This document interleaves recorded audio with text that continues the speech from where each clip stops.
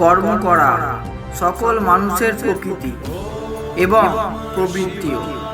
ভালো মন্দ যে কর্মই আমরা করি না কেন তার ফলও অবশ্যই লাভ করি, কিন্তু কর্ম কখনোই ফল লাভের ইচ্ছায় করবেন না।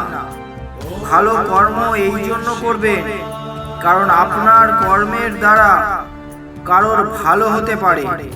যখন এই নির্মল মনোভাব কাজ করবেন, নিজের নয় সংসারের বিষয়ে ভাববেন, তখনই উপযুক্ত মানুষ হয়ে উঠবেন।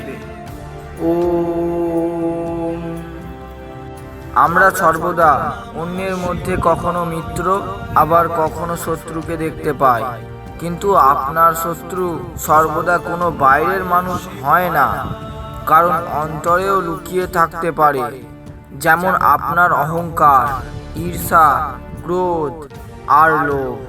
বাইরের শত্রুর সঙ্গে লড়াই করা অত্যন্ত সহজ, কিন্তু নিজের অন্তরে লুকিয়ে থাকা শত্রুকে চেনা, তাকে পরাজিত করা অত্যন্ত কঠিন। সেই জন্য শারীরিক আঘাতকারী শত্রুর পূর্বে মনকে মলিন করতে পারে এমন বিচারকে দূর করুন।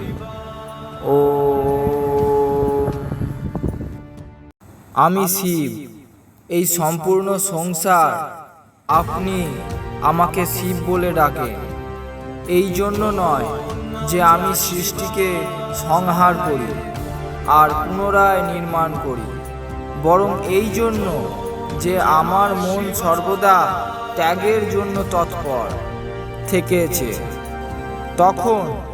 যখন সাগর মন্থনে দেবতা এবং অসুররা নিজ নিজ স্বার্থ চরিতার্থ করতে চাইছিল, তখন আমি কোনো রকম পক্ষপাতিত্ব না করে বিষ পান করি। যে ব্যক্তি উচ্চ আসনে অধিষ্ঠিত, তার কর্তব্য কেবল ক্ষমতা অর্জন করা নয়, বরং সামাজিক সংবেদনশীলতা এবং ধর্মের পরিপন্থী হয়ে ন্যায় বিচার করা। আসল নেতৃত্ব হলো তা যা সবার হবে, যা সবার জন্য হবে।